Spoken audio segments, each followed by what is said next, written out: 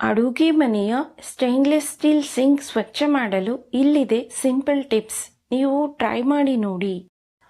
ಅಡುಗೆ ಮನೆ ಸ್ವಚ್ಛ ಮಾಡೋದು ಅಂದರೆ ಹೆಣ್ಣು ಮಕ್ಕಳಿಗೆ ಅರಸಾಹಸ ಮಾಡಿದಂತೆ ಸರಿ. ಅದರಲ್ಲೂ ಸಿಂಕ್ ಅಂತೂ ಪ್ರತಿದಿನ ತೊಳಿಬೇಕು.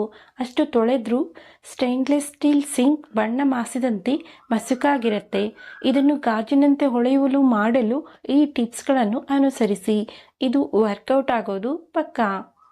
ಅಡುಗೆ ಮನೆಯ ಸಿಂಕ್ ಅನ್ನು ಸ್ವಚ್ಛವಾಗಿ ಮತ್ತು ಸದಾ ಹೊಳೆಯುವಂತೆ ಇರಿಸಿಕೊಳ್ಳಬೇಕು ಎಂಬುದು ಬಹುತೇಕ ಹೆಣ್ಣು ಮಕ್ಕಳ ಇಂಗಿತ. ಆದರೆ ಇದೇ ಸಿಂಕ್ ಪದೇ ಪದೇ ಕೊಳೆಯಾಗುತ್ತದೆ. ಊಟ ಹಾಗೂ ಅಡಿಗೆ ಮಾಡಿದ ಪಾತ್ರೆ, ಒರೆಸುವ ಬಟ್ಟೆ, ತರಕಾರಿಗಳನ್ನು ತೊಳೆದ ನಂತರ ಸಿಂಕ್ ಕೊಳೆಯಾಗುತ್ತದೆ. ಸ್ಟೇನ್ಲೆಸ್ ಸ್ಟೀಲ್ ಸಿಂಕ್ ಆಗಿದ್ದರೆ ಅದು ಹೊಳಪನ್ನು ಕಾಪಾಡಿಕೊಳ್ಳುವುದು ಮತ್ತಷ್ಟು ಸವಾಲು. ಹಾಗಂತ ಚಿಂತಿಸುವ ಅಗತ್ಯವಿಲ್ಲ. ಸಿಂಕನ್ನು ಹೊಸದಾಗಿ ಕಾಣುವಂತೆ ಮಾಡಲು ಸುಲಭ ಮತ್ತು ಸರಳ ಸಲಹೆಗಳು ಇಲ್ಲಿವೆ. ಇದನ್ನು ನೀವು ಅನುಸರಿಸಿ ನೋಡಿ. ಅಡಿಗೆ ಸೋಡಾವು ಖಾದ್ಯಗಳನ್ನು ಉಬ್ಬಲು, ರುಚಿ ಹೆಚ್ಚಿಸಲು ಮಾತ್ರವಲ್ಲ, ಸ್ವಚ್ಛತೆಗೂ ಹೇಳಿ ಮಾಡಿಸಿದ್ದು. ಇದನ್ನು ನೀರಿನೊಂದಿಗೆ ಬೆರೆಸಿ ಪೇಸ್ಟ್ ತಯಾರಿಸಿ ಆ ಪೇಸ್ಟನ್ನು ಸಿಂಕ್ ತುಂಬ ಹರಡಿ ಸ್ವಲ್ಪ ಸಮಯ ಬಿಡಬೇಕು. ನಂತರ ಸ್ಕ್ರಬ್ಬರ್ನಿಂದ ಚೆನ್ನಾಗಿ ಉಜ್ಜಿ ನಂತರ ನೀರಿನಿಂದ ತೊಳೆಯಿರಿ.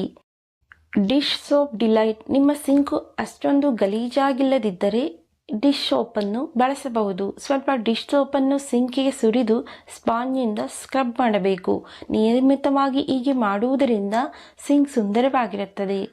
ಆಲಿವ್ ಎಣ್ಣೆ. ಮೃದುವಾದ ಒಂದು ಬಟ್ಟೆಯನ್ನು ತೆಗೆದುಕೊಂಡು ಅದಕ್ಕೆ ಸ್ವಲ್ಪ ಆಲಿವ್ ಎಣ್ಣೆಯನ್ನು ಹಾಕಿ ಸ್ಟೇನ್ಲೆಸ್ ಸ್ಟೀಲ್ ಸಿಂಕನ್ನು ನಿಧಾನವಾಗಿ ಒರೆಸಿದರಾಯಿತು. ಇದು ನೀರಿನ ಕಲೆಗಳನ್ನು ತೆಗೆದುಹಾಕುವುದಲ್ಲದೆ ಸಿಂಕನ್ನು ಹೊಳೆಯುವಂತೆ ಮಾಡುತ್ತದೆ. ವಿನೆಗರ್. ಸಿಂಕಿಗೆ ಅಡಿಗೆ ಸೋಡಾವನ್ನು ಸಿಂಪಡಿಸಿ ತದನಂತರ ಅದರ ಮೇಲೆ ವಿನೆಗರನ್ನು ಸುರಿಯಬೇಕು. ಸ್ಕ್ರಬ್ ಬ್ರಷ್ನ ಸಹಾಯದಿಂದ ಸ್ವಲ್ಪ ಗಟ್ಟಿಯಾಗಿ ಉಜ್ಜಬೇಕು. ಸ್ವಲ್ಪ ಸಮಯದ ನಂತರ ಕೆಲವು ಹನಿ ಸೋಪ್ ಆಯಿಲ್ ಮತ್ತು ಸ್ವಲ್ಪ ನೀರನ್ನು ಸೇರಿಸಿ ಉಜ್ಜಿ ನಂತರ ನೀರಿನಿಂದ ತೊಳೆಯಿರಿ. ಸಿಂಕ್ ಬಹಳಷ್ಟು ಶುಚಿಯಾಗಿರುತ್ತದೆ. ನಿಂಬೆಹಣ್ಣು.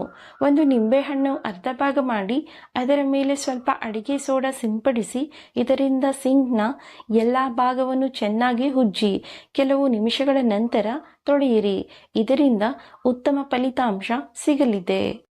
ಈ ಎಲ್ಲ ವಸ್ತುಗಳು ಸ್ಟೇನ್ಲೆಸ್ ಸ್ಟೀಲ್ ಸಿಂಕ್ ತೊಳೆಯಲು ಸಹಾಯ ಮಾಡುತ್ತವೆ. ಅಲ್ಲದೆ ಅಡುಗೆ ಮನೆ ಅಂದವನ್ನು ಹೆಚ್ಚಿಸುತ್ತವೆ. ಆದರೆ ಬಳಸುವ ಮುನ್ನ ಸ್ವಲ್ಪ ಜಾಗ್ರತೆ ಇರಲಿ.